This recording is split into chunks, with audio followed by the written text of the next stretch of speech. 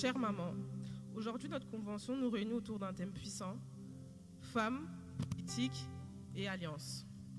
3 mots forts et riches de sens et d'héritage.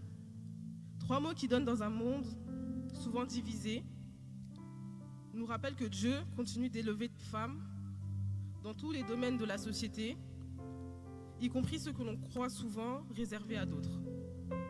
Dans Proverbe 13, 25, il est écrit « Elle est revêtue de force et de dignité, et elle se rit de l'avenir. » Cette femme vertueuse, cette femme forte, ce n'est pas seulement une image spirituelle, c'est une réalité vivante que nous voyons aujourd'hui incarnée par plein d'autres femmes.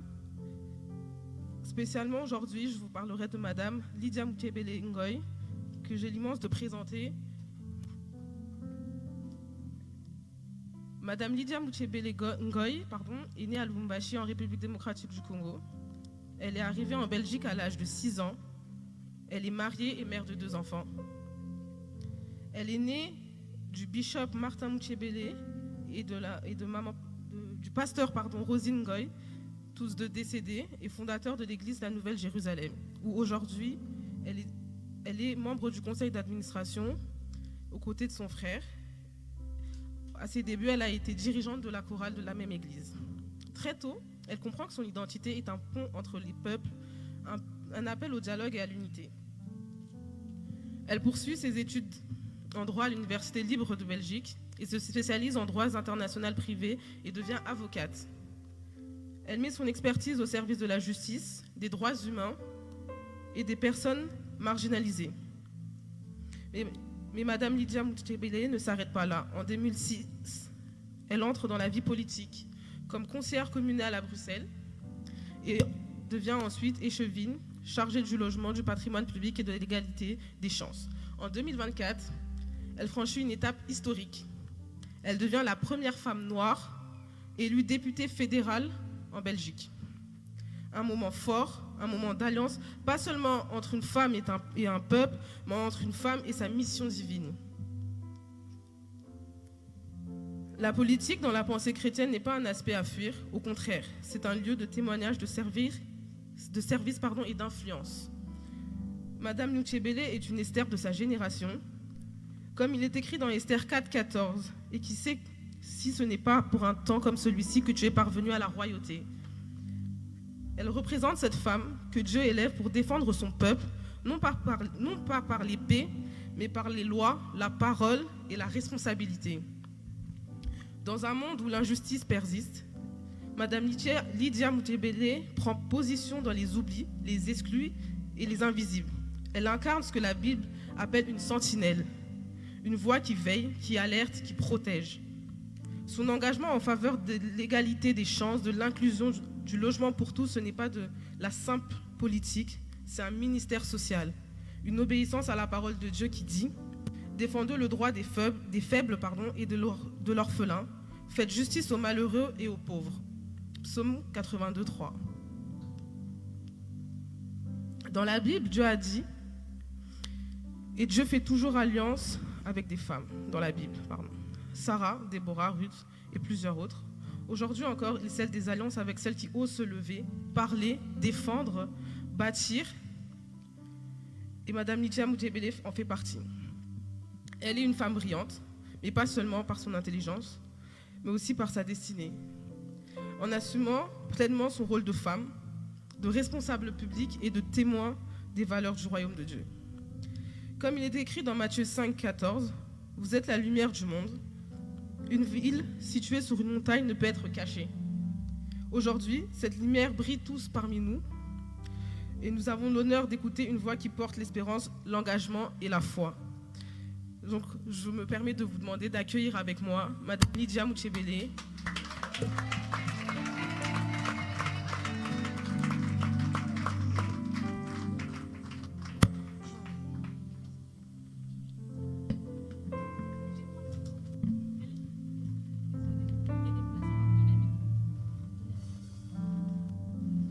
Sous vos applaudissements, s'il vous plaît.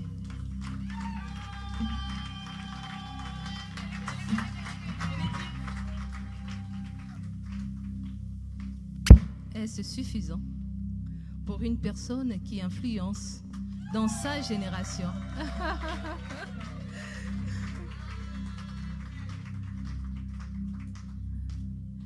J'avais des larmes aux yeux quand on parlait de la biographie de Madame Lydia Mutshebele. On a eu le même problème. On a rencontré pratiquement le même défi. Et en 2020, on avait le même problème. Elle intercédait pour nous. Et nous intercédions pour elle. Nous, on avait un frère dans le coma. Elle avait sa mère et sa sœur dans le coma. Nous étions tous à genoux en 2020. Son combat était mon combat était son combat. Malheureusement, Dieu a repris le 3.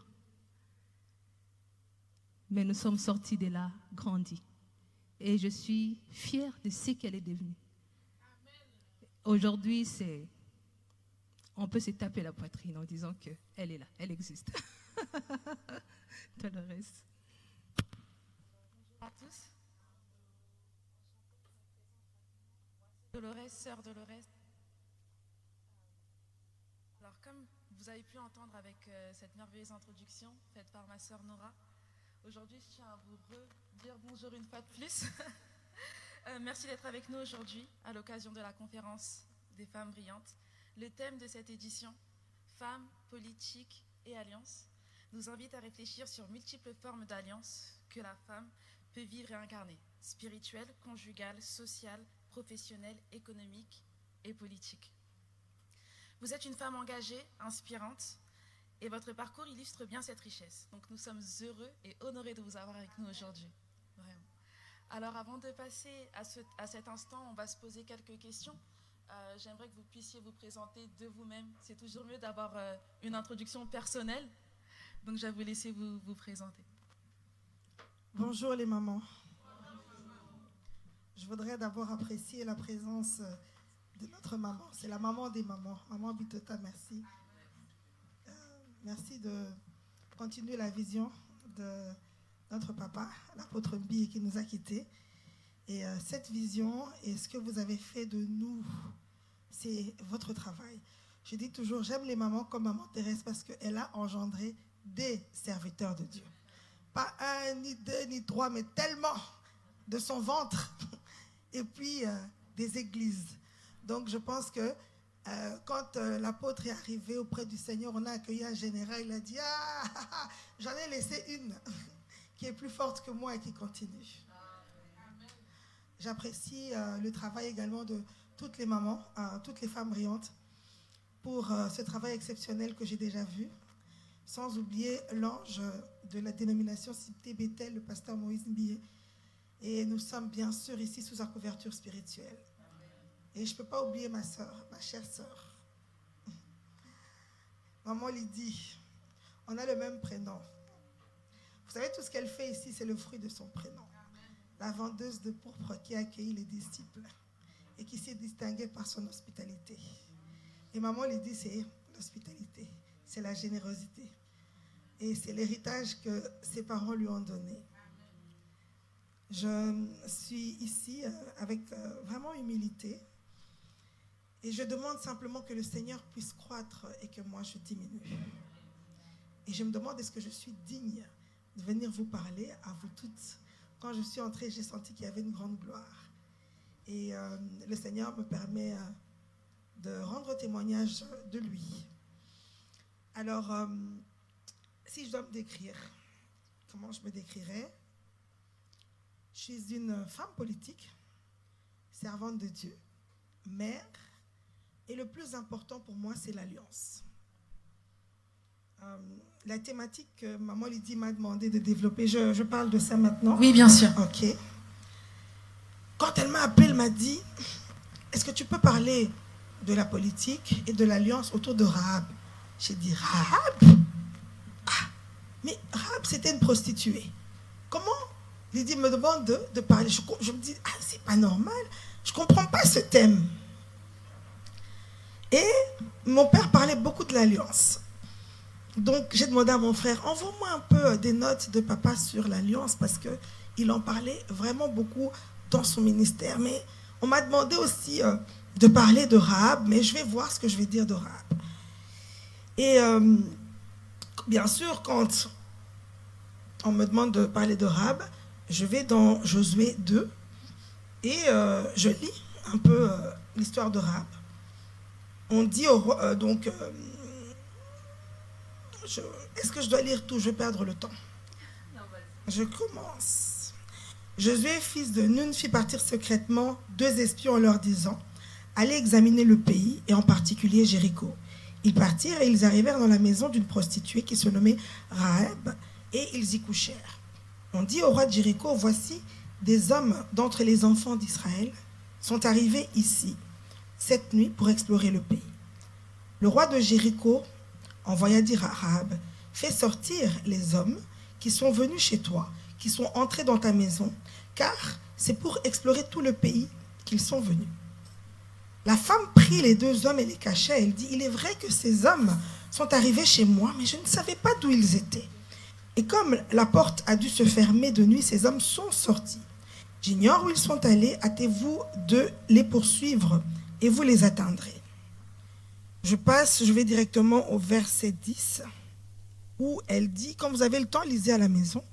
« Car nous avons appris comment, à votre sortie d'Égypte, l'Éternel a mis à sec devant vous les eaux de la mer Rouge, et comment vous avez traité les 2 rois amoréens au-delà du Jourdain, que vous avez dévoués par interdit. Et maintenant, je vous prie, jurez-moi par l'Éternel que vous aurez pour ma maison, pour la maison de mon père, la même bonté que j'ai eue pour vous. Donnez-moi l'assurance que vous laisserez vivre mon père, ma mère, mes frères, mes sœurs et tous ceux qui leur appartiennent. » Ces hommes lui répondirent « Nous sommes prêts à mourir pour vous si vous ne divulguez pas ce qui nous concerne. Et quand l'Éternel nous donnera le pays, nous agirons envers toi avec bonté et fidélité. » Au verset 18, ils lui disent « À notre entrée dans le pays, attache ce cordon de fil cramoisi à la fenêtre par lequel tu nous fais descendre et recueille auprès de toi, dans la maison de ton père, ta mère, tes frères, toute la famille, etc. » Je ne vais pas lire tout le passage parce qu'il est un peu long. Alors, qu'est-ce que je vois quand je vois Rahab? D'abord, sa description, c'est une prostituée. Elle est décrite comme ça, c'est Rahab la prostituée. Mais, je vois que c'est une prostituée, mais on voit qu'elle connaît le roi. Une prostituée qui connaît le roi. Parce qu'on entend que le roi de Jéricho envoya dire à Rahab. Donc, il identifie cette Rahab et il envoie même un message. Je dis, donc une prostituée que le roi connaît, il envoie même des gens dire quelque chose à cette prostituée. Et là où je vois que Rahab, c'est une femme politique, le roi lui demande de ne pas s'occuper des espions. Et qu'est-ce qu'elle décide? Elle décide de dire que, oui, c'est vrai, les hommes étaient venus, mais je ne sais pas où ils sont partis. Elle désobéit au roi. Le premier acte politique qu'elle fait, c'est une désobéissance civile. Et ça, c'est un acte politique fort. Et la désobéissance civile, c'est quoi? C'est un acte public, non violent, décidé en conscience, mais politique, contraire à la loi et accompli le plus souvent pour emmener un changement dans la loi ou dans la politique du pays. Le roi lui dit, ces gens sont venus chez nous pour prendre notre pays, montre-les nous, ils sont où? Elle décide qu'elle ne va pas obéir au roi qui la connaît. Et c'est là qu'elle commence son travail politique à proprement dit. La politique, c'est quoi? C'est la gestion de la cité. Elle voit que, mais ces gens sont venus. Moi, maintenant, si j'obéis au roi avec cette réglementation qui n'est pas correcte, qu'est-ce que je vais devenir, moi et ma famille? Ils ont traité, regardez comment est-ce qu'ils ont traité les autres rois quand ils traversaient le désert. Elle se rend compte qu'elle doit trahir sa nation pour être en accord avec ces 2 espions qui sont venus. Alors, c'est quoi les caractéristiques que j'ai vues d'une femme politique? D'abord, cette dame, elle a des contacts utiles. Elle a un bon carnet d'adresses, un bon agenda. Parce que pour faire de la politique, on doit voter pour toi. Moi, je fais de la politique depuis 20 ans. J'ai 46 ans. J'ai commencé, non plus de 20 ans même. J'ai été élue il y a 20 ans, mais j'ai milité. Quoi? C'est là que je vous parlerai de l'alliance tout à l'heure. Le carnet d'adresses. On savait que mon père était pasteur, qu'il avait des églises, donc on savait que j'avais un carnet d'adresses. C'est comme Rahab, elle connaît le roi. Donc, elle a tout déjà. Elle connaît le numéro 1 du pays. Elle a tout pour être une femme politique, une femme qui intervient dans la vie de la cité. Et puis, elle est stratège. Elle décide qu'elle va faire une désobéissance civile, mais, vous avez vu, elle n'a pas dit au roi, oui, ils sont chez moi, mais je vais les cacher. Elle est très fine. Elle dit,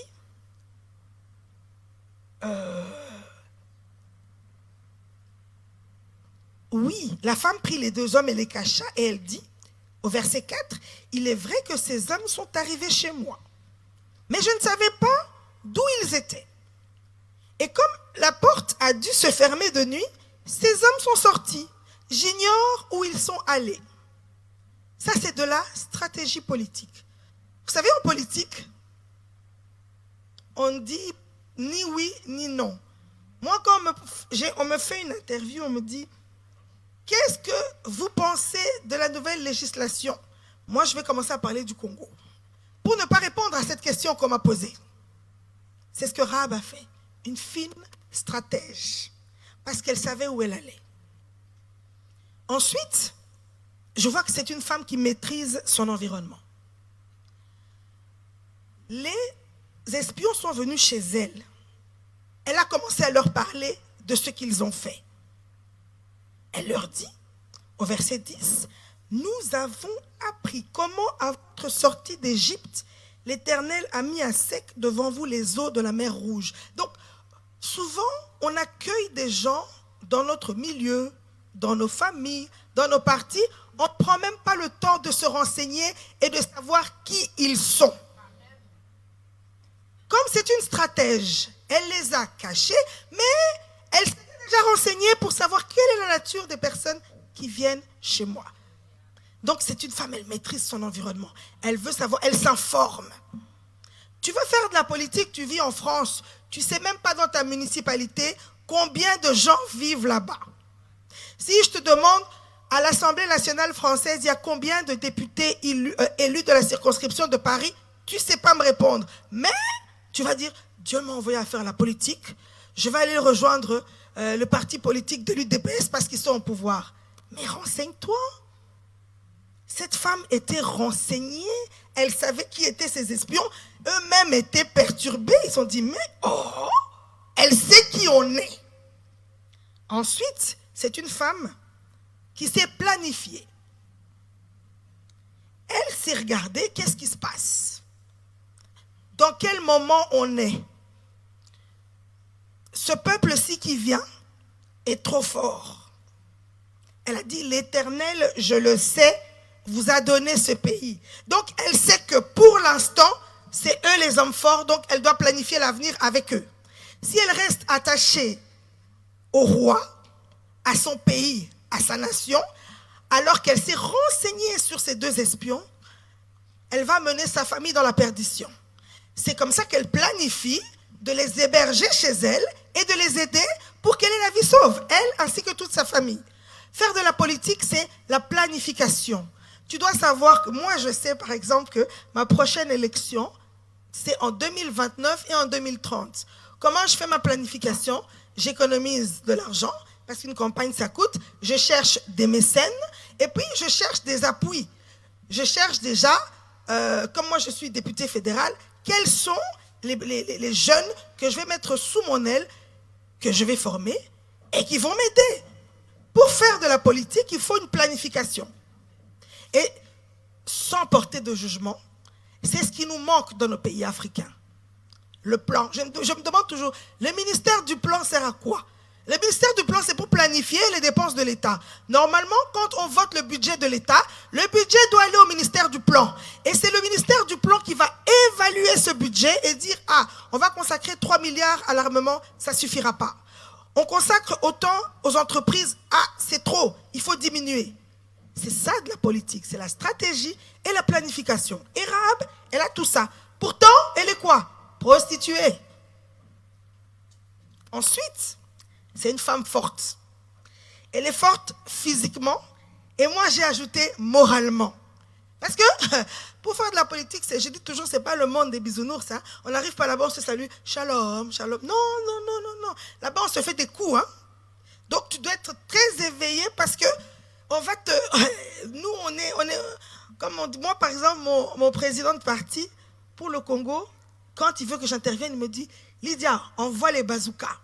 Ça veut dire que quand je vais arriver en plénière, c'est pour crier. Qu'est-ce que vous faites? Donc, il faut de la force physique. Parce que moi, quand j'arrive, je prends le micro, je crie, je les gronde, comme si ce sont des enfants. Même le Premier ministre, s'il prononce mal mon nom, je dis, monsieur, c'est pas comme ça que je m'appelle. Hein. Il faut de la force, hein. Il ne faut pas être timide. Hein. Ou si moi, je parle, un ministre sourit, je le regarde, je dis, monsieur le ministre, pourquoi vous avez souri quand je parlais? Ce que j'ai fait, ce que j'ai dit, ça vous fait rire. Il n'a pas le droit de rire quand je parle. Il doit m'écouter. Et Rahab, une femme forte, forte physiquement, elle les a fait monter sur le toit qu'elle avait arrangé. Ensuite, pour les faire partir, je cherche le verset, en tout cas, c'est elle qui a pris la corde, donc 2 hommes. Rahab prend la corde et les hommes commencent à descendre du toit de sa maison sur base de la corde qu'elle a tenue. Mais elle est forte physiquement. Et d'abord l'idée là, de faire ça. Et se dire non, je vais y arriver. Avant même d'avoir cette force physique, c'est ton mental qui te dit non, en tout cas prends courage. Fais-les sortir, tire le fil. Vas-y, tu vas arriver. Elle est forte moralement. Une femme politique ne peut pas être faible. Une femme politique, tu n'arrives pas, tu commences à pleurer. Non. Et la force, c'est Dieu qui donne. C'est ça la différence entre nous, les femmes politiques chrétiennes et les femmes politiques païennes. Certains vont chez les féticheurs. Certains se concentrent, font le... Mais nous, ma force, c'est l'Éternel des armées. Et donc Rahab avait cette caractéristique. Ensuite, je dis que c'est une femme qui dirige. Et elle donne des conseils et sa parole est écoutée. Pour moi, c'est vraiment la femme de Proverbe 31. Alors pourquoi je dis que sa parole et ses conseils sont écoutés? C'est elle qui a conseillé aux 2 espions, qui étaient des grands stratèges de guerre, comment ils vont être extirpés de Jéricho. Qu'est-ce qu'elle leur dit? Elle leur dit, allez du côté de la montagne. C'est quel verset? Je l'ai perdu. Donnez-moi 1 minute. Je ne suis pas une prédicatrice, hein? Donc pardonnez-moi si je perds les versets.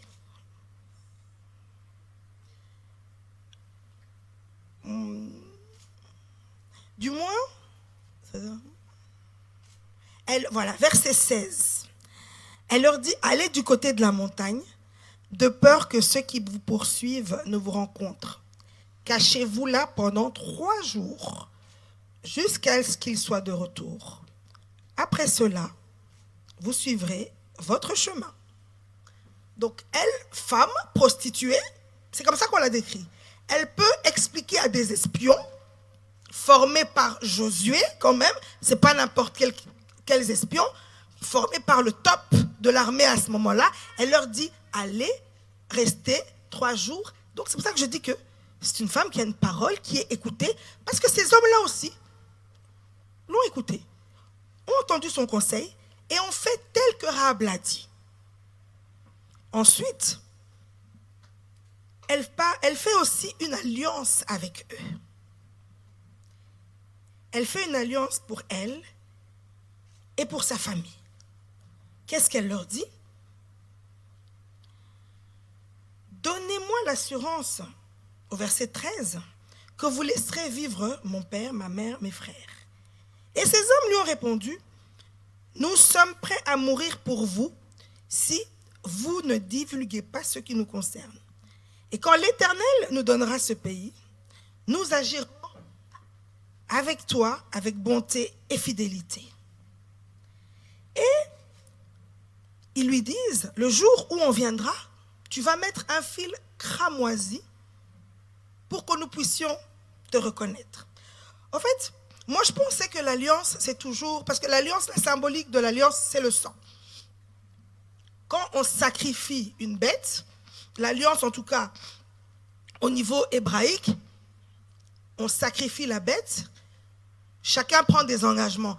Et le sang, en fait, quand on sacrifie cette bête, le sang là, c'est pour dire que, en fait, si tu ne respectes pas cette alliance, ce qui est arrivé à l'animal, c'est ce qui va te respecter. Et là, dans l'alliance qu'elle fait avec les espions, ils se promettent tous de se protéger. Je vous ai protégé, donc vous aussi, protégez-moi. Il n'y a pas de bête, mais il y a le fil cramoisi. C'est le sang de Jésus. C'est la symbolique du sang de Jésus. Et elle conclut cette alliance pour elle et toute sa famille. Je suivais tout à l'heure la prédication et on nous a dit déjà tout à l'heure que l'alliance, c'est quelque chose qui est générationnel. Et l'alliance aussi, c'est quelque chose qui est éternel. Vous savez, notre alliance avec Dieu, souvent, c'est nous qui rompons parce que Dieu ne change pas. Une fois qu'on a fait alliance avec Dieu, mais cette alliance va nous conduire. Et là, je voudrais vous parler de l'alliance par rapport à ma vie et au travail que je fais. Tout à l'heure, quand on lisait ma biographie, je disais, hey, on parle vraiment de moi. Parce que moi, j'avais envoyé 3 lignes. On a décrit au-delà de ce que je voulais qu'on dise. Mais je me suis dit que c'est vrai que c'était important qu'on dise qui je suis et d'où je viens. Moi, je viens de parents d'une famille extrêmement pauvre. Mon père a perdu son papa à l'âge de 4 ans. Pour payer ses études, il était domestique chez les Blancs. Ensuite, il a son diplôme universitaire. Il va d'abord étudier au Sénégal. Après, au Sénégal, il a failli mourir. Il retourne au Congo et c'est là qu'il épouse ma mère. Ma mère était fille de pasteur. Mais comme mon père venait d'une famille païenne, très païenne, sorcellerique, la famille de ma mère ne veut pas que mon père épouse ma mère. Et qu'est-ce qui se passe? Ma mère abandonne sa famille et mes parents se sont mariés à 2, sans famille parce que personne n'a voulu. Ma mère n'a jamais porté de robe de mariée, c'était la pauvreté rare. Moi, quand je suis née, donc c'était vraiment une pauvreté extraordinaire. Et la chance que j'ai eue, c'est que mes parents ont fait une alliance très forte avec Dieu. De sorte que papa arrive en Belgique, engagé miraculeusement à la Gécamine. Il était ingénieur à la Gécamine, il vendait le cuivre et le diamant. Et c'est là qu'il a son appel de laisser son travail pour être pasteur. Donc on passe vraiment du tout au rien. On était gâtés, après c'est la misère, avant que l'église marche. Mais il savait tellement ce que Dieu lui a dit. J'ai découvert quand il est mort, c'est des révélations que Dieu lui donnait en 1985.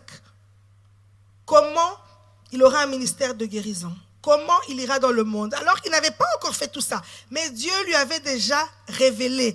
Il a eu des révélations. Il y a eu des anges qui sont venus le visiter. Je me suis dit, papa était humble. Hein? Si c'était un autre pasteur ici, mais on n'allait pas respirer. Tous les jours, il allait dire, j'ai reçu la visite d'un ange. Et même son caractère. J'ai vu comment il écrivait. L'ange lui a dit, tu ne dois pas beaucoup parler. Maman lui dit, tu te rappelles quand tu étais venu le voir? Il est calme. Lui, il fait que vous écoutez. Et puis, il dit juste 2-3 mots. Il est d'un calme. Il est toujours calme. Jusque dans sa mort, il était calme. Quand on vient lui dire, monsieur, c'est le verdict final, c'est fini. Il a dit, merci beaucoup pour tout ce que vous avez fait. Il n'y a pas de problème. Je le regarde.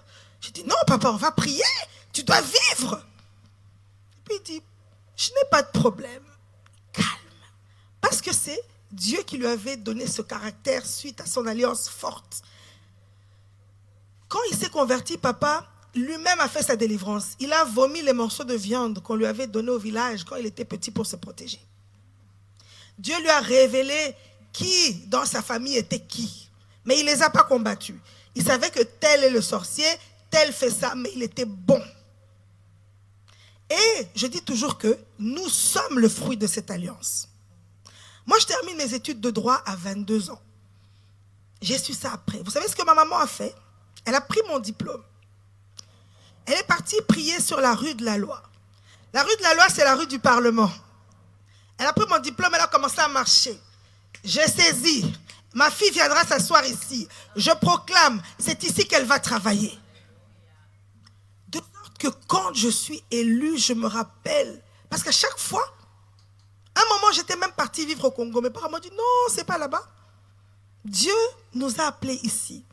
Puis ma mère me disait, mais moi, j'étais partie dédier ton diplôme là-bas à la rue de la Loi. C'est pas là. Toi, tu seras à la rue de la Loi. Votre alliance, hein, elle est générationnelle. Même après votre mort, vos enfants, vos petits, c'est juste que 1000 générations. Et moi, je sais pertinemment bien que je suis à cette place pour montrer que Dieu est Dieu et que l'alliance, c'est vrai. Ce sont des choses vraies. Ce ne sont pas des fables. Je ne sais pas si vous avez suivi le gouvernement congolais cette nuit. Ministre de la Jeunesse, Grace Amy Coutinho, 24 ans. Pas de formation universitaire. Mais Dieu avait voulu que Coutinho, qu'on avait ridiculisé, mis en prison, handicapé, que son alliance crie. L'alliance, c'est quelque chose qui crie très fort. Ça dépasse les cris des hommes. Et donc, des gens comme moi, on est le résultat. L'alliance de mon père et de ma mère, ça criait tellement que j'étais obligée d'être élue.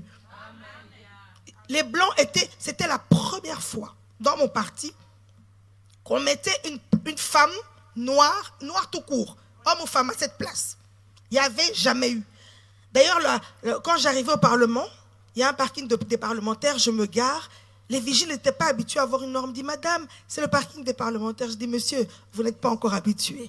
Vous allez vous habituer. Je suis parlementaire. Et tout ça, c'est quoi? Eh bien, c'est l'alliance qui a créé. Et je fais la même alliance parce que ça ne doit pas s'arrêter à moi. J'ai mes enfants, les enfants de mes enfants. Donc, toute la descendance, on est sur cette alliance. Et une autre caractéristique de Rahab comme femme politique, c'est la patience. Donc, les deux espions, ils sont arrivés à Josué 2. Et si vous lisez, il y a Josué 3, 4, 5. C'est seulement Josué 6 qu'ils reviennent. Et entre-temps, il s'est passé beaucoup de choses. Hein? Josué a dû circoncire tous les Israélites. Là, parce que les vaillants guerriers étaient morts dans le désert. Donc, du coup, tous ceux qui étaient nés là n'étaient pas circoncis. Donc lui-même, le monsieur a circoncis je ne sais pas combien de milliers de personnes. Et vous savez, le délai pour guérir d'une circoncision, c'est à peu près 1 mois. Donc déjà, je suis sûr qu'il y a plusieurs mois qui se sont écoulés parce qu'il devait circoncire tout le monde.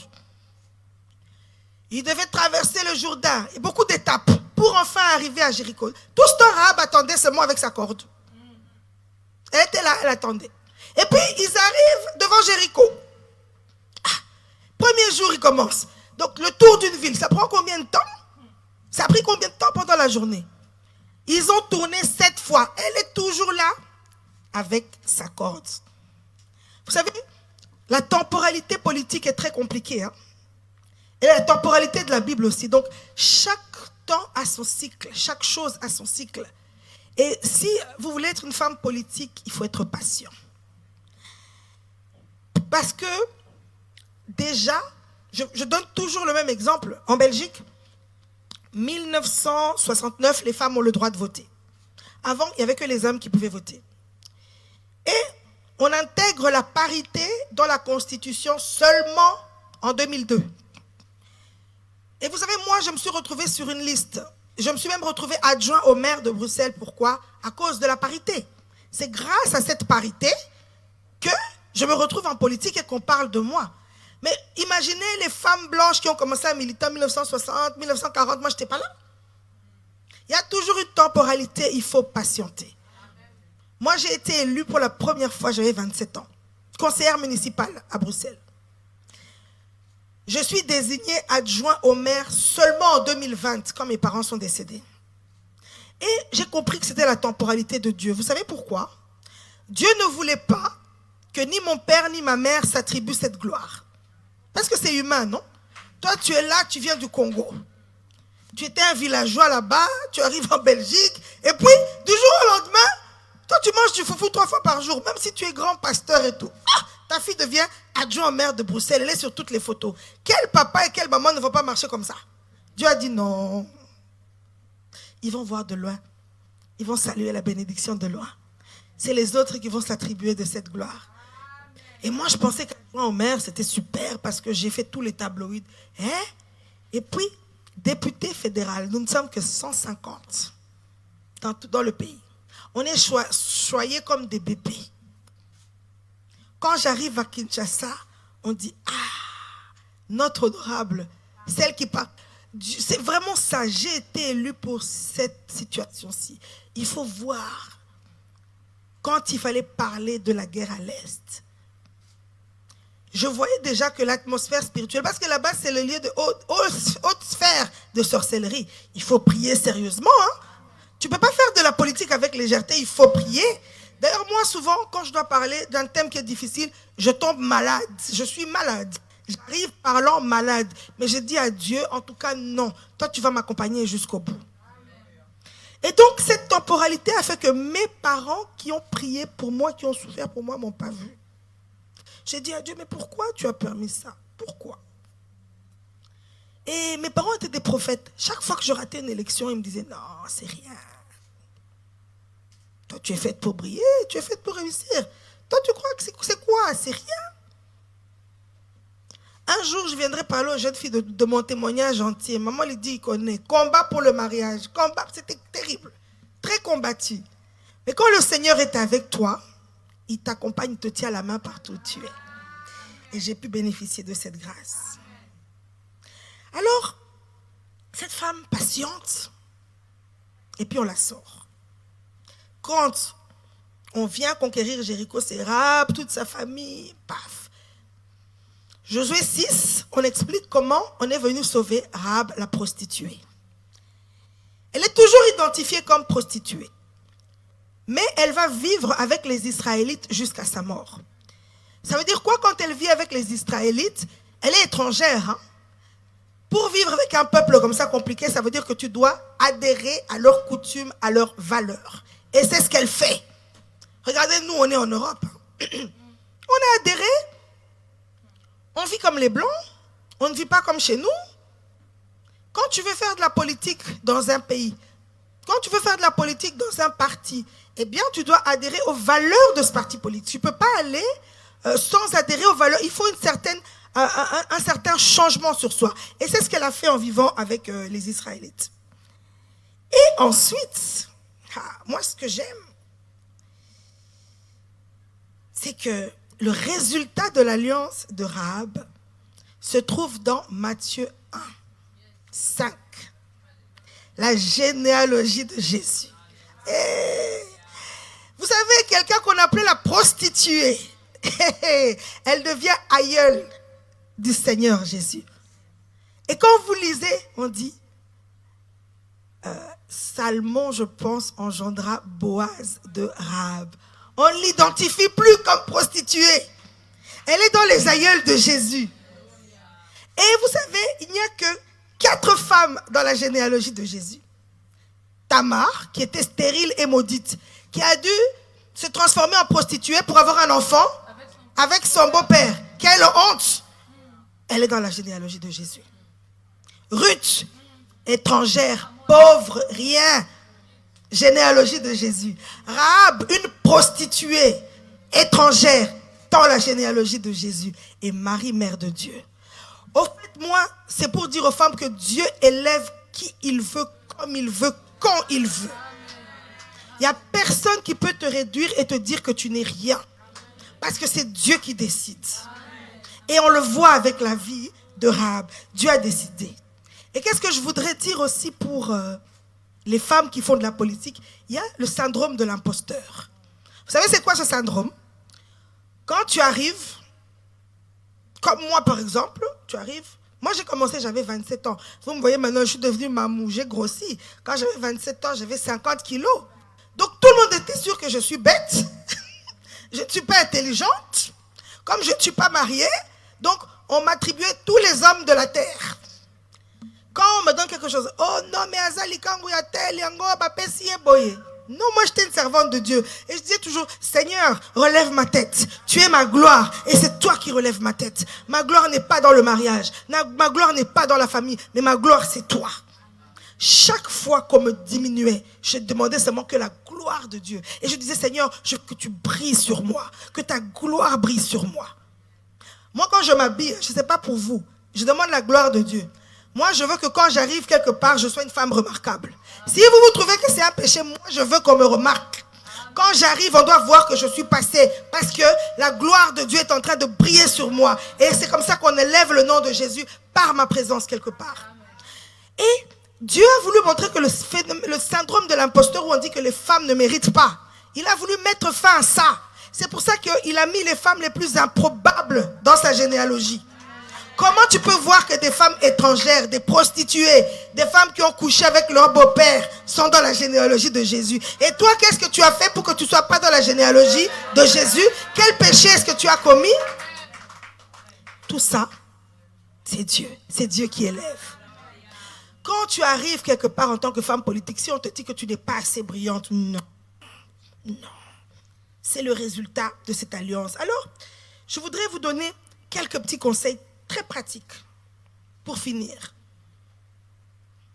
Vous avez vu que, de manière surprenante, une personne qui était qualifiée prostituée devient la plus grande dame. Donc ça veut dire que toi, qui que tu sois, c'est Dieu qui élève et pas les hommes. Alors si tu veux devenir une femme politique comme moi, si tu veux que ta fille soit une femme politique comme moi, d'abord, il faut lui apprendre à prendre la parole et à prendre sa place. Elle n'a pris la place de personne. Vous voyez, ici, il y a 2 chaises vides, ok? Maman Lydie peut venir s'asseoir ici. Notre soeur vient s'asseoir ici. Ah. Et puis ici, on dit, ah mais on n'a pas mis la place de maman Bitota. Qu'est-ce qu'on va faire? On va rajouter une chaise.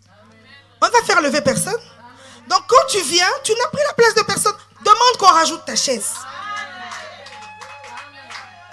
Il faut oser parler. Il faut oser s'exprimer en public. Il faut oser se faire entendre. Et si vous n'avez pas le courage, dans toutes ces caractéristiques, il faut toujours, Seigneur, donne-moi le courage, donne-moi l'audace. Moi, chaque fois, je demande, Seigneur, aide-moi à parler avec audace. Quand je veux m'exprimer, quand je veux défendre un texte et que je me lève, quand j'arrive là, je les regarde tous, je commence à prier. Je dis, Seigneur, j'ai besoin de l'audace ici, j'ai besoin de l'audace. Je brise les forteresses, je brise les dominations, je brise les autorités et je me lève pour parler. Et je vois que c'est le Seigneur qui m'a envoyé à la place où il voulait. Et avant chaque prise de parole, moi je me prépare. Dans la prière. Et puis il faut répéter. C'est vrai que la prédication ne se répète pas, mais tu dois savoir de quoi tu vas parler.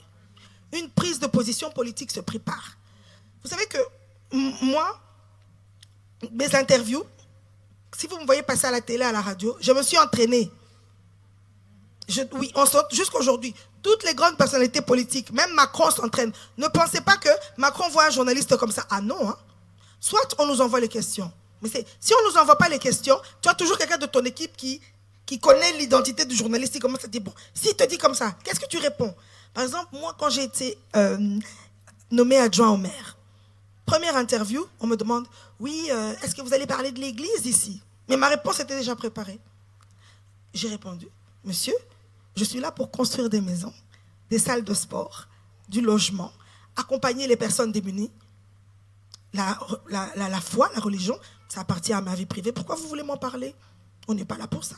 Mais cette réponse était préparée. Parce que si j'avais commencé une discussion stérile avec le journaliste, je perds tout. Deuxièmement, il faut savoir convaincre. Pour savoir convaincre, il faut être sur le terrain avec les gens. Même pour amener les gens à l'église ici. Qu'est-ce qu'on fait? On évangélise, non? Eh bien, c'est la même chose qu'en politique. Il y a beaucoup de choses, il y a beaucoup de similitudes. Pour avoir des voix, moi je vais dans mon quartier, j'achète du pain, je parle avec les gens. Comment on va gagner des âmes? Comment on va gagner les païens? Si on est seulement entre nous, on est dans les écoles, on est dans nos lieux de travail, on doit apprendre à convaincre. Et il faut aussi apprendre à construire son leadership. Il faut savoir où est-ce qu'on veut emmener les autres. Un leader, ce n'est pas celui qui sait tout. C'est celui qui sait bien s'entourer. Il montre le chemin, mais il est bien entouré. il faut chercher des alliés. Et surtout, il faut avoir un mentor. Il faut avoir une personne au pied de qui on est formé, au pied de qui on apprend. Vous savez au Congo pourquoi, par exemple, nos médecins parfois sont défaillants? Parce qu'ils n'ont pas de formation continue. Or, en Europe, les médecins sont tout le temps en train de se former. Nous, dans nos partis politiques, en septembre, on a 3 jours de mise au vert. On est comme une retraite, comme à l'église. Hein? Premier jour, on vous donne cours de ça. On a 2 fois par an des formations. Et on nous donne aussi les angles. Voilà, cette année, on va se concentrer sur tel angle. Chacun. Moi, par exemple, on m'a donné les pays, parce que je suis en commission relations extérieures. C'est la relation entre la Belgique et les autres pays. Moi, on m'a donné les pays que je dois travailler. On donne à chaque député son travail. Donc, si tu ne travailles pas en tant que leader, tu es un mauvais leader. Continuons à nous former. Et comme je vous l'ai dit, la chose la plus importante, c'est la patience. Soyons calmes, attendons le temps de Dieu. Amen. Dieu fait chaque chose en son temps. Amen. Soyez bénis. Amen. Je sais que Dolores n'a pas beaucoup parlé. Parce que je sais que quand Lydia prend la parole, il faut se taire. Mais elle a souligné une chose, mais elle est passée tellement vite. Elle attendait pendant que les Israéliens, les Hébreux, faisaient le tour de Jéricho. Jéricho, c'est une ville. Imagine un peu, on vous demande de faire le tour des Sarcelles. Seulement ici, je ne prends même pas l'île de France. Sarcelles. Faites 7 tours. Ça va nous prendre combien de temps? Non, peut-être tour Moko et sous une semaine. Peut-être même 1 mois. Parce que la Bible n'a jamais détaillé la taille de Jéricho. La Bible nous dit simplement qu'ils ont fait des tours. Donc, le temps qu'ils faisaient des tours, Rahab était en train d'attendre. Parce que les enfants de Dieu sont là en train d'attendre.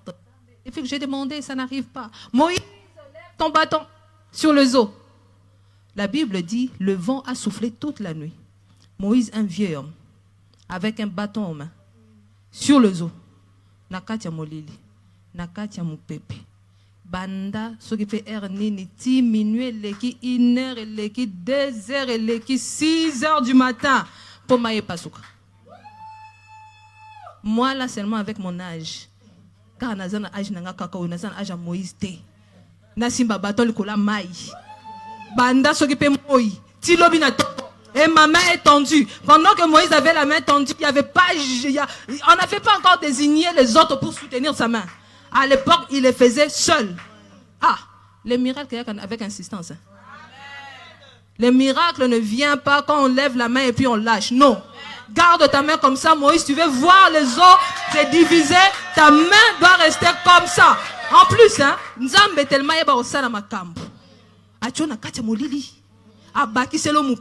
Et quand Dieu parle de ces vents qui vont séparer, ventilateur terre. C'est-à-dire, Dieu te dit, tu vas diviser, mais garde la main au milieu de la tempête. C'est-à-dire, Dieu rajoute des obstacles. Pour alourdir ton bras. Mais malgré ça, que les obstacles ne puissent pas baisser ton bras. Garde la main jusqu'à ce que tu verras la mer se diviser en 2. Ah, j'ajoute 2 intervenantes. Parce que, Mandoï, c'est comme ça qu'on s'appelle, Mandoï. Elle nous a ramenés dans le spirituel. Alors, j'aimerais l'associer à 2 autres femmes. Elles vont beaucoup plus parler de l'alliance spirituelle, mais de l'autre, elle a déjà pris la parole. Donc, nous serons vraiment Tosa Moukoussé. J'ajoute Maman Wivine et la servante de Dieu, Amanda Mandila. Sous vos applaudissements.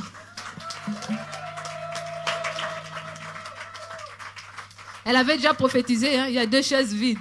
Donc si on t'invite, elle ne savait même pas. Vous pouvez prendre place, maman.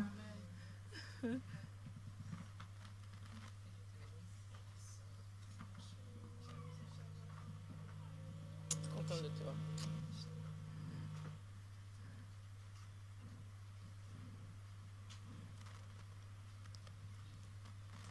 Bon, une petite minute.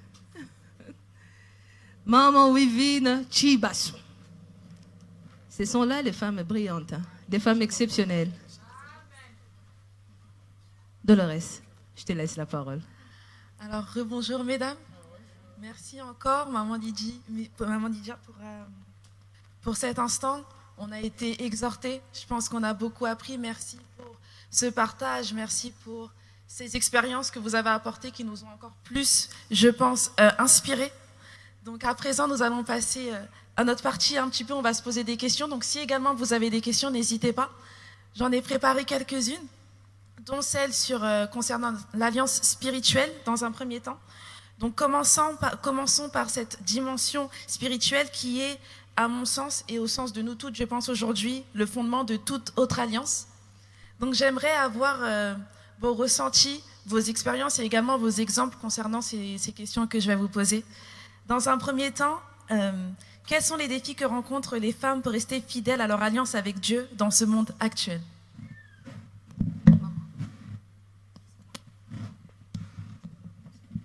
Bien sûr. Alors, quels sont les défis que rencontrent les femmes pour rester fidèles à leur alliance avec Dieu dans ce monde actuel ?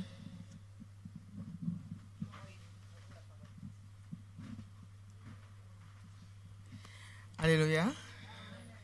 Ok, on nous pose la question, quels sont les défis? Tu peux recommencer encore. Bien sûr. Quels sont les défis pour rester fidèle à votre alliance avec Dieu dans ce monde actuel? D'abord, quand on comprend qu'il y a une alliance que j'ai avec Dieu, quelles que soient les situations qui peuvent arriver dans la vie, je sais les dieux en qui je me suis attaché. Je sais qui m'a appelé. Je sais qui m'a élu. Alors, quels que soient les défis, parce que les défis peuvent venir des familles, de mariage, même des enfants, de l'entourage. Mais quand je sais qu'il y a un Dieu qui m'a appelé, il y a un Dieu qui me soutient, il y a un Dieu qui m'a promis, et ses promesses ne faillissent jamais, je suis toujours vainqueur. Quelles que soient les situations, quel que soit le défi, je suis toujours vainqueur. Alors, quand il y a une alliance, il faut avoir le regard sur celui à qui vous avez fait l'alliance. C'est comme une femme avec son mari. Il y a l'alliance entre moi et mon mari. Alors, quelles que soient les situations, quelles que soient peut-être les situations de la belle famille, je regarde à celui qui m'a épousé. À moins que lui me dise que c'est fini. Mais aussi longtemps que lui n'a encore rien dit, quels que soient les combats de la famille, je sais que je suis encore là. À combien plus forte raison avec le Seigneur qui est au-dessus de tout. Je sais que si j'ai une alliance avec ces dieux-là, quelles que soient les situations, quel que soit tout ce qui peut m'arriver, je suis plus que vainqueur. Je crois. Je ne sais pas si tu es satisfaite, je ne sais pas si vous êtes satisfait. Une réponse très complète à mon sens. C'était vraiment très complet. Merci beaucoup. Merci. J'aurais une autre question à poser. Je vous laisse d'abord répondre. Si vous avez un élément de réponse, bien sûr. Je vous salue au nom de Jésus. Premièrement, je dois d'abord, comme tout protocole le demande, être reconnaissant d'abord à Jésus-Christ.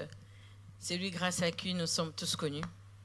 En lui, nous avons tous été générés par son sang précieux. Et je veux remercier aussi la première dame de la vision de la cité Bethel, Maman Bitota. C'est une femme que j'honore tellement. Vous savez, l'onction, c'est pas seulement faire tomber. L'onction, c'est aussi mettre un fil cramoisi et sauver des générations. Et cette femme, si on doit réécrire la Bible, on a parlé dans Hébreux 11 des héros de la foi. Et si on doit réécrire aujourd'hui la Bible, on prendra peut-être son histoire à elle pour dire qu'elle est partie de rien, mais elle a réussi à fonder et à bâtir et à faire naître non seulement de son sein biologique. Nous ne sommes pas en train de glorifier l'homme, c'est Jésus que nous élevons, mais elle a réussi à faire sortir non seulement de son sein biologique, mais elle a réussi à faire sortir de son sein spirituel, des hommes et des femmes, et grâce à qui aujourd'hui nous sommes assises là. Ça aurait été qu'elle aurait abandonné, tu ne serais pas là. N'abandonne pas parce que tu peux briser la destinée de quelqu'un. Des genres de femmes comme ça, il faut les honorer. Que le Seigneur te bénisse. Je respecte l'onction qu'il y a sur toi. Et j'honore Dieu également. Je suis pasteur, je suis une amie de pasteur Moïse Mbi et la réserve. grâce à un rêve, le Seigneur nous a fait rencontrer avec lui pour dire que Dieu est réel. Dans la cité Bethel, Dieu est réel. J'ai servi le Seigneur depuis mon enfance et j'ai demandé à Dieu de mettre un mentor sur mon chemin. En 2017, le Seigneur m'a donné un rêve en m'avertissant et j'ai essayé de rentrer en contact avec lui. Depuis, on est devenus des amis. Pour dire comme quoi, l'alliance, Dieu peut te la créer aussi. Tu es sorti d'une famille qui ne sont pas connues, tu n'as pas assez de base, tu n'as pas assez de fondements. Le Seigneur peut mettre des personnes de destinée sur ta route pour que tu puisses briller, pour que la chose que Dieu a déposée en toi, en te créant, puisse avoir de l'utilité. Je reviens à notre question. Si nous voulons savoir les obstacles qu'on peut rencontrer en tant que femme dans cette destinée, dans ce parcours de femmes brillantes ou bien dans ce parcours de femmes qui ont un projet, de femmes qui doivent être utiles, il faut que nous repartons déjà au commencement. Au commencement, Dieu, quand il a créé l'homme, la Bible nous dit dans Genèse que Dieu créa l'homme et la femme. C'est pas comme si Dieu dormait comme ça. Il s'est dit, bon, je crée l'homme. Après, il s'est dit, oups, j'aurais dû créer un semblable à lui. Non. Dieu savait que dans l'homme, il y avait la femme. Mais comme tout metteur en scène, il mettait chacun, en fait, pour qu'il puisse connaître son rôle. Il t'introduit, toi, tu comprends ton rôle. Ensuite, il y a l'autre qui vient. Et dans la pensée du diable, depuis le commencement, il a voulu élever, premièrement, si nous montons, il a voulu d'abord élever son trône égal à Dieu. L'astre brillant, lui qui avait plein de gloire, il croyait que sa gloire suffit pour pouvoir tenir. Donc, comme moi, je peux, sans moi, Dieu ne peut pas être. C'est ce que le diable pensait. Il a cru que comme lui, il était l'astre brillant, donc si lui il quitte devant la face de Dieu, la gloire de Dieu n'est plus. Donc il a voulu faire quoi? C'est comparer, bien aimé, même si tu montes comment dans ta vie, ne cherche pas à te comparer à celui qui a été un mentor pour toi. Ne cherche pas à te dire que maman Bitota, elle est âgée, maintenant moi je dois me faire la nouvelle génération. Il doit toujours avoir le respect de celle qui était avant toi. Parce qu'elle a été là pour montrer la voie et le chemin. Donc le diable s'est retrouvé déchu. Et ensuite, le diable ne s'est pas arrêté à là. Il a vu que Dieu a créé encore plus extraordinaire. Excusez-moi si je suis un peu long, dites-moi que j'arrête. Oui, je vais descendre très vite fait. Le diable, il s'est dit que le plan de Dieu, c'était cafouiller. Il n'y avait plus rien à faire. Il était convaincu qu'il n'y avait plus rien à faire. Et lorsque Dieu a créé l'homme, le diable a commencé à se poser la question, il fait quoi encore? Il est parti maintenant, la Bible nous dit, il fait devant ses messagers. Moi, c'est par le vent qu'il m'a fait. Maintenant, il commence à créer de la boue comme ça. Il commence à prendre de la poussière comme ça. C'est une statue, c'est quoi? Et il a soufflé. Il devient une âme vivante. Il lui donne des responsabilités. Il a mis encore une aide tout autour de lui. Donc l'aide, on nous a dit ici hier, l'aide est censée être plus forte que celui qu'on aide. Tu ne peux pas aider quelqu'un si tu n'as pas de force. Pour porter quelqu'un sur ton dos, tu dois avoir de l'énergie et pour supporter ton corps et pour supporter son corps. La femme est un mystère que Dieu a créé. Donc la femme a affaire d'abord premièrement comme obstacle au diable. Tu as d'abord premièrement l'obstacle du diable qui est toujours là pour t'empêcher à être cette aide. Sans la femme, le monde ne serait pas. Dieu a créé l'homme de la poussière. Il a pris de côte de... L'homme a été créé par la poussière, la femme a été créée des oyaya. Dieu a créé tout un mystère. Et par ces mystères-là, qu'est-ce qui s'est passé? Il a déposé une matrice pour pouvoir. Dieu a fabriqué un seul homme. Excusez-moi, le terme est fabriqué. Un seul homme. Et par la femme qu'il a lui-même mystérieusement créée, il a fait multiplier toutes les milliers de l'humanité que nous sommes aujourd'hui. Voilà comment le diable a dit, je n'irai pas vers Adam. J'irai seulement vers celle qui est censée être l'aide. Parce que si je la mets KO, il n'y aura plus de suite. C'est de la même façon, il croyait à la croix. Que s'il crucifie Jésus, il n'y aura plus de continuité. Qui sera mort et enterré dans un tombe d'un certain Joseph d'Arimathée. On le met là-bas, fin de l'histoire. Mais il ne savait pas que Jésus, dans la mission de venir sur l'humanité pour sauver les hommes, il devait aller dans le séjour inférieur. Pour sortir la vie de quelqu'un. Alléluia. Femme, tu as un projet à accomplir. Rahab n'a pas regardé le bas niveau qu'elle avait. Jésus-Christ, pour réparer l'image de la femme, a pris toutes les prostituées de l'histoire. Il a pris, Maman Lydia nous a dit qu'il y avait 4. Moi, je rajoute aussi. Il y avait aussi Bersheba, la femme d'Uri. Ça fait 5. Et il y a aussi elle, une femme mariée. on l'a pris par David. Les phénomènes de Dieu ne sont pas nos phénomènes, maman. Il y a ce que Dieu compte faire pour toi. Tu auras toujours l'obstacle. Le premier obstacle, c'est le diable. Mais tu dois savoir que Jésus-Christ l'a déjà vaincu pour toi. Donc tu es tête haute. Que Dieu nous bénisse. Amen, merci infiniment. Merci infiniment. Je vais avoir une seconde question pour vous, toujours dans cet aspect spirituel. Comment une femme peut discerner et protéger son appel spirituel dans un environnement parfois hostile à la fois? Madame Lydia Muchebele. Bien sûr. Tout est question de ce que Dieu représente pour toi. Si tu sais que là où tu es, la place où tu es, c'est parce que c'est Dieu qui t'a envoyé à cette place-là, que tu n'es pas là pour toi-même, mais que tu es là pour l'image de Dieu, pour montrer que Dieu existe et que Dieu est grand. Je pense que tu n'auras pas de problème. Tu n'auras pas de contradiction. Parce que tu sais que tu es là comme envoyé de Dieu. Moi, Dieu ne m'a pas envoyé pour prêcher, en fait. Moi, Dieu m'a envoyé pour écrire des lois, écrire des réglementations, défendre les populations opprimées en Belgique, partout dans le monde. Et je sais que je suis là pour qu'il y ait un représentant de Dieu. Donc, ce n'est pas contradictoire avec ma foi, avec mon ministère, mais c'est mon ministère. Moi, je suis en tout cas créée pour cette mission que Dieu m'a donnée. Et j'estime que c'est vraiment ça mon travail. C'est être l'image de Dieu là où je suis. Moi, j'ai une question. Hein. Là, je pose la question à toutes les 3 femmes qui sont là. Actuellement, bon, tout le monde sait que le Congo, c'est quand même un pays spécial, hein, où il y a plus de chrétiens qu'ailleurs. Le christianisme est bandé qui est comme si mes bisous adopté un gros modèle, mon laisse tomber. Alors, il y a les gens qui disent toujours, mboko musana binoka ko sambela, bo sambela kamboke kende appelle boso te. Bozo sambela mingi yangwana mboke zo kufa. Les autres travaillent binoka ko sambela, mboke zo kufa. Que pensez-vous de cette pensée-là?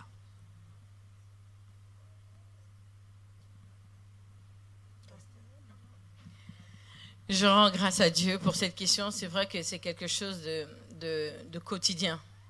Et c'est quelque chose qui a tendance par le biais du diable à vouloir froisser les hommes de Dieu. Mais gloire soit rendue à Dieu parce que nous savons à qui nous avons cru. Ce qui est vrai, c'est que avec Dieu, il y a de l'ordre. Chaque chose a son temps. Si nous voyons dans la Bible, on va de tous les héros de la foi que la Bible a mentionnés, on voit que chaque chose était à son temps. Moïse, le Seigneur lui avait choisi.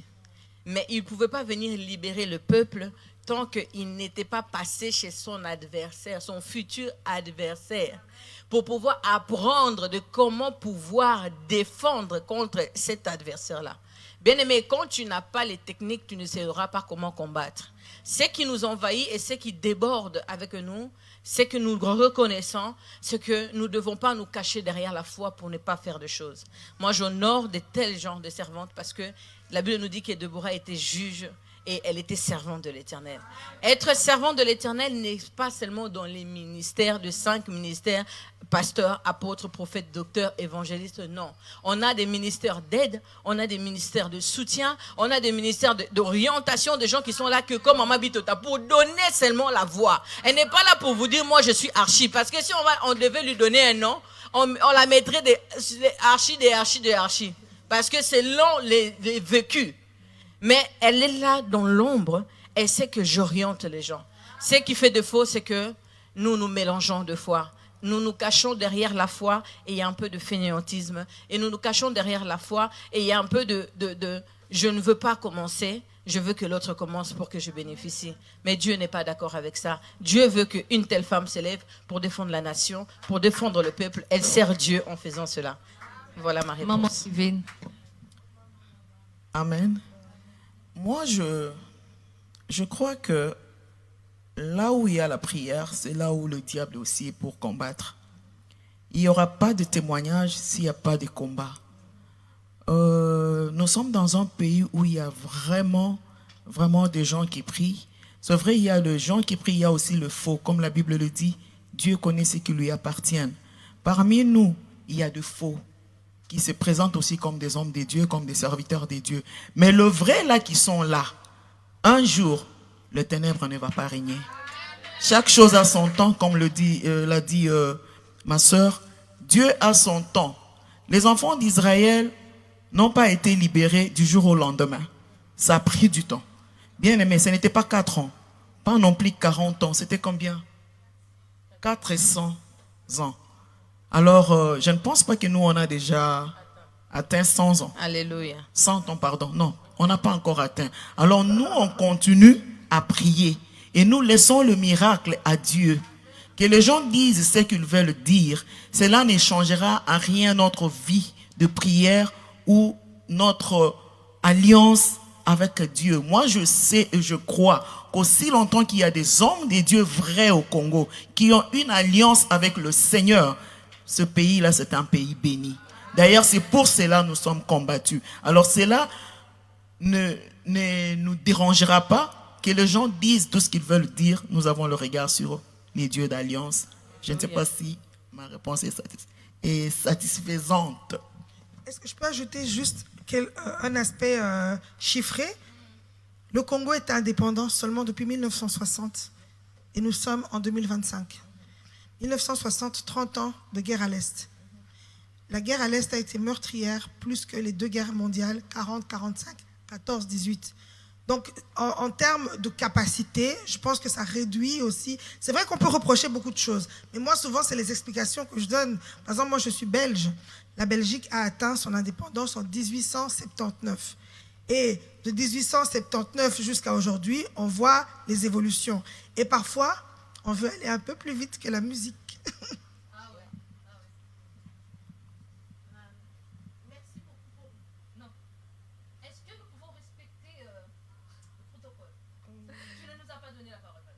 Bien sûr, je vais donner la parole. Et on a une personne qui a une question pour vous. Donc, je vous laisse prendre la parole pour votre question. Merci beaucoup pour la parole. Moi, je suis chrétienne, mais j'ai un problème avec l'Église. Je vais dire la vérité. Je me rends compte que dans la Bible, l'Église avait de l'impact. Non, ce n'est pas choquant. L'Église avait de l'impact dans la résolution des problèmes réels. Quand il y avait par exemple la famine et les rois ne pouvaient rien, c'est Joseph qui s'est levé, puisqu'il avait l'Esprit de Dieu. Et Dieu l'a orienté qu'est-ce qu'il fallait faire pour relever cette question. Quand il y avait des questions difficiles qui dépassaient les rois, c'est un David qui s'élève et il consulte son Dieu et Dieu lui dit comment combattre Goliath. Moi, j'ai un problème avec l'Église aujourd'hui, c'est que je pense que nous devons rehausser un peu notre niveau.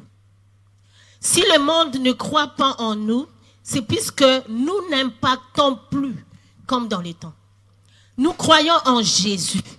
Jésus donnait le pain, Jésus donnait le poisson quand les gens avaient faim.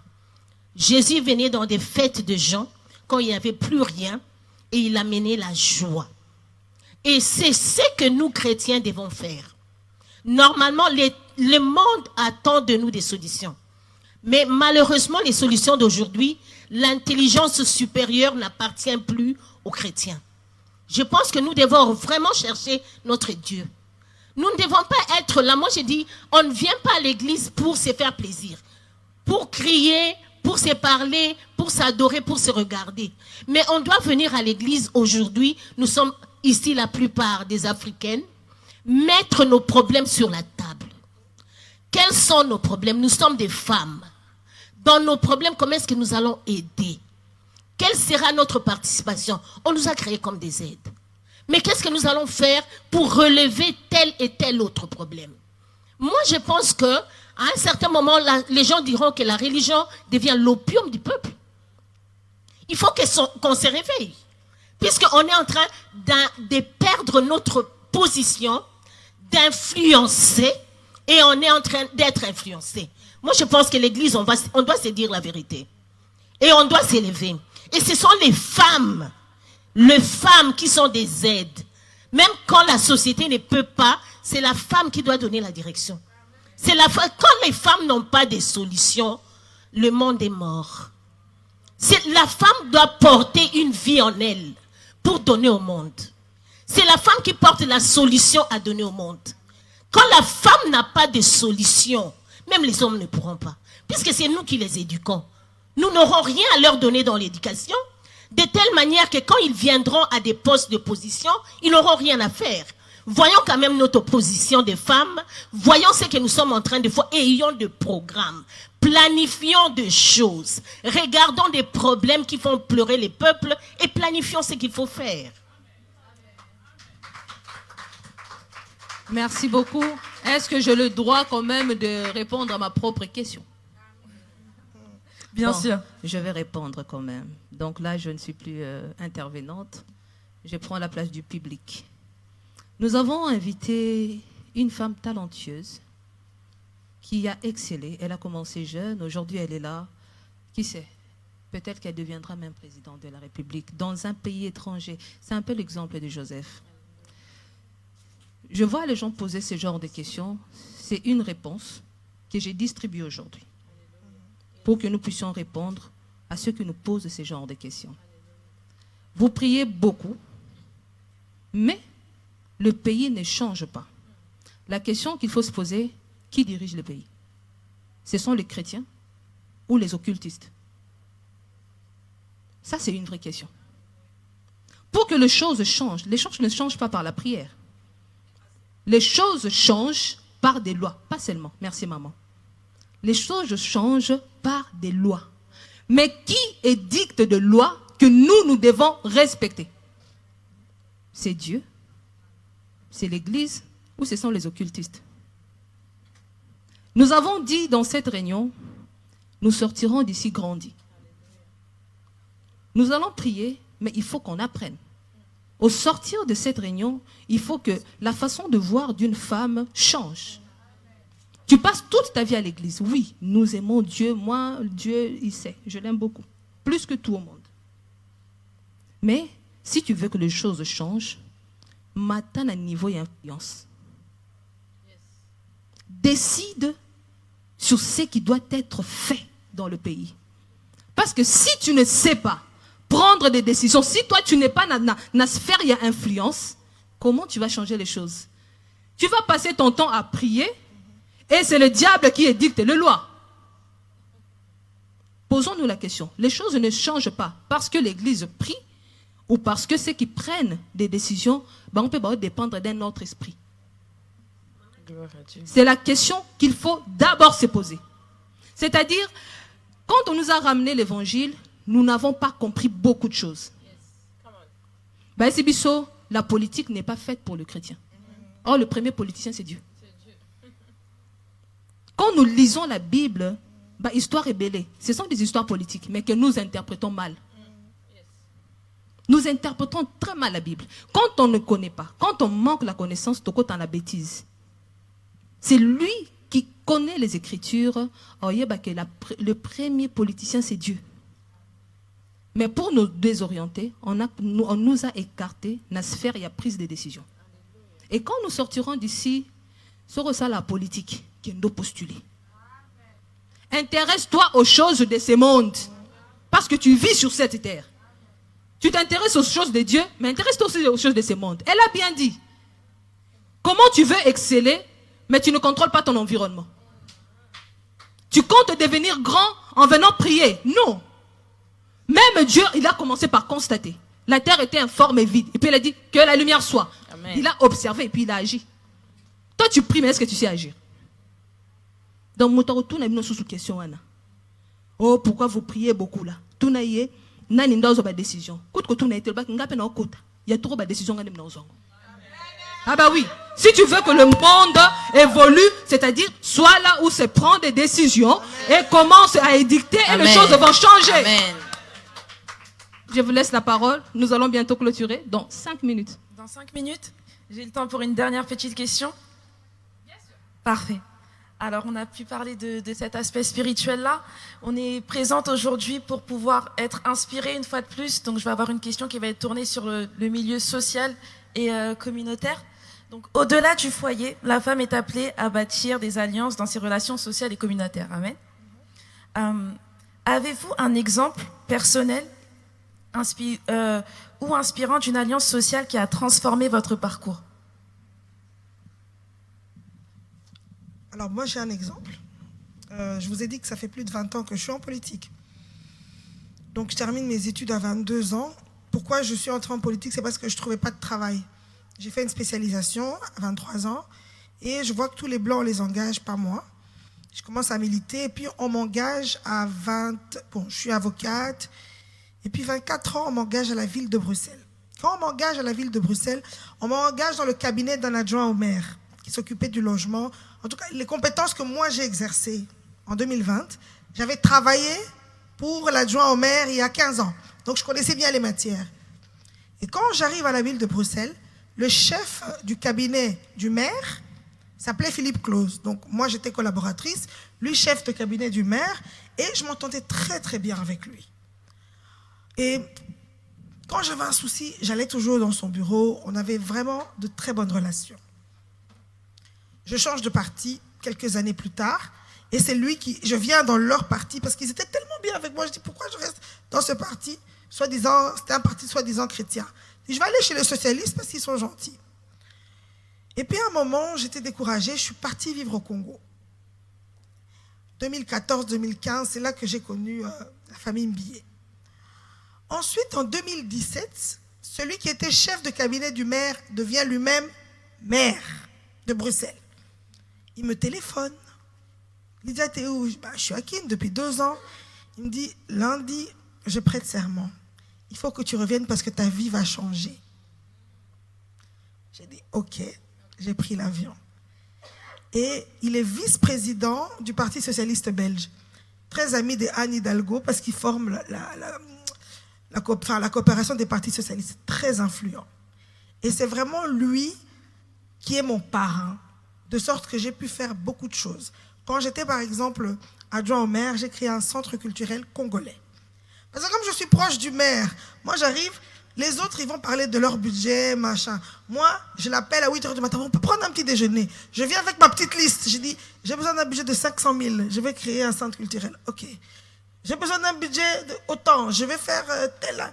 Je fais des festivals, j'ai fait chanter. Moi je fais des festivals de 100 000 €, je vais voir mon maire parce que nous, dans ma commune, on a un budget de fonctionnement de 3 milliards. Là, maintenant, comme vous me voyez, je suis vice-présidente d'un hôpital, je suis vice-présidente, vous voyez, à Arena de Paris. Moi, je suis vice-présidente de ING Arena. Je suis en train de faire jouer, bon, c'est pas chrétien, mais je suis en train aussi d'organiser, je veux organiser un gros concert chrétien, parce que c'est moi qui signe les contrats.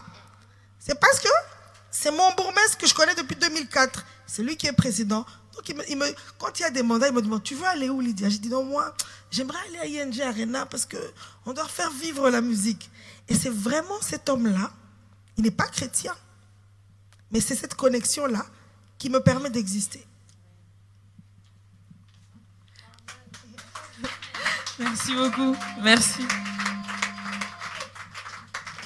Gloire au Seigneur.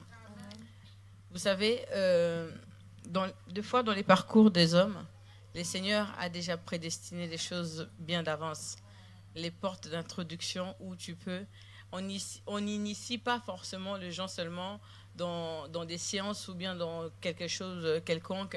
Nous avons vu l'exemple de Samuel. Il fallait qu'il y ait quelqu'un qui puisse l'introduire quelque part pour qu'il puisse arriver à quelque chose. Grâce à Dieu, je suis arrivée en France à 13 ans et j'ai fait le parcours comme tout le monde, j'ai étudié. Et à un moment donné, ça buguait parce que c'était arrivé au moment où il fallait un titre de séjour pour pouvoir accéder à la formation que j'avais choisie. Je vous épargne tous les détails. Et ce qui fait que les circonstances de mon arrivée ont été un blocage. Et je me suis retrouvée bloquée, je n'ai pas pu accéder à cette formation. Et donc, depuis là, j'ai eu le désir, comme un désir profond qui naissait dans mon cœur, de me dire, il faut que je fasse tout pour que ceux qui sont dans mon entourage, qui arriveront après moi, ne puissent pas se retrouver dans cette situation. Et le Seigneur a mis sur mon chemin une assistante sociale de mon école. Et je me suis accrochée à elle, elle m'a tout appris dans tout ce qui est administratif. Et par la grâce de Dieu, par son biais, j'ai réussi à rencontrer une dame. Aujourd'hui, elle m'a engagée, je travaille dans le droit de l'homme avec elle, dans ce qui concerne les départements du 77.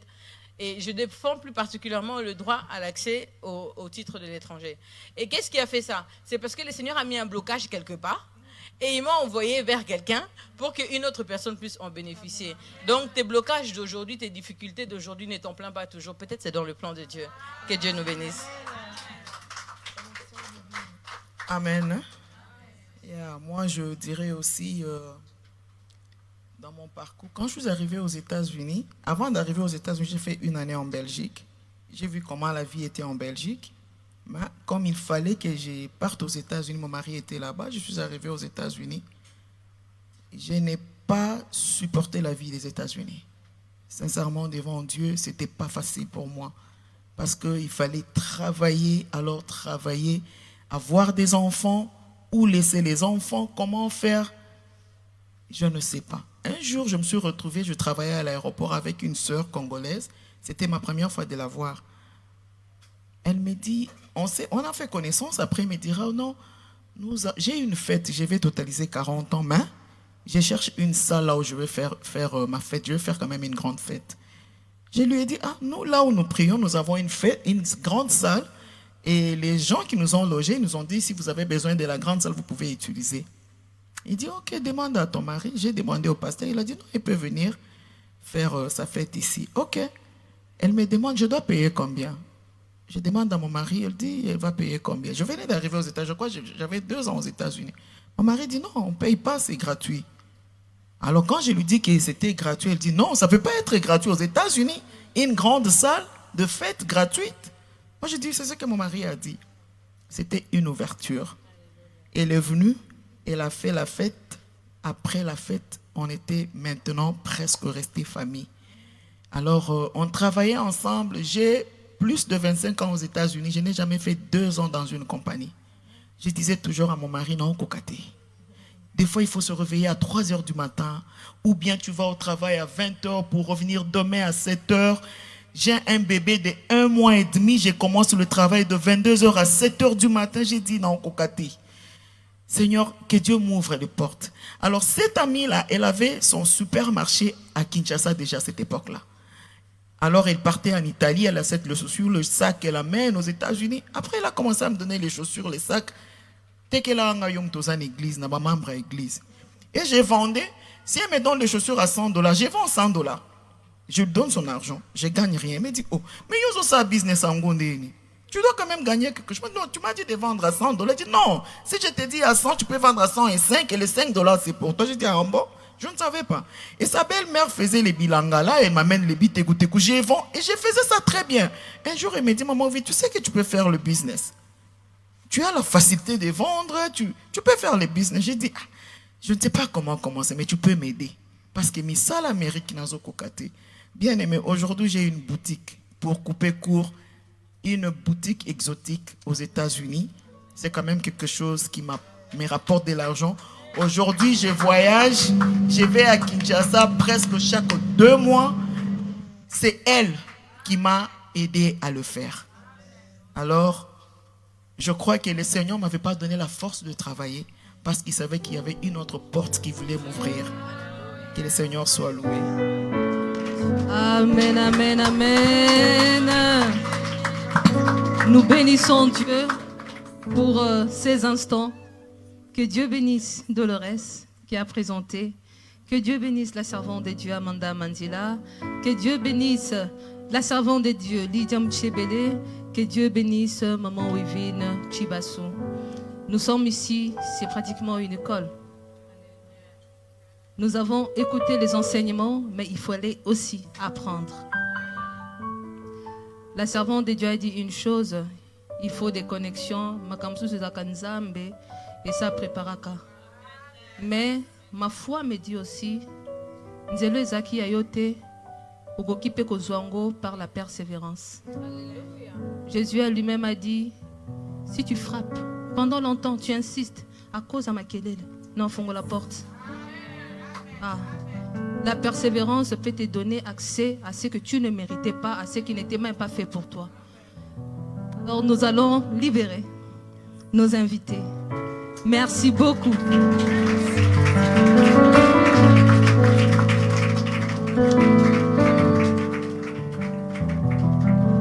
sous une belle mélodie de la part de la chorale.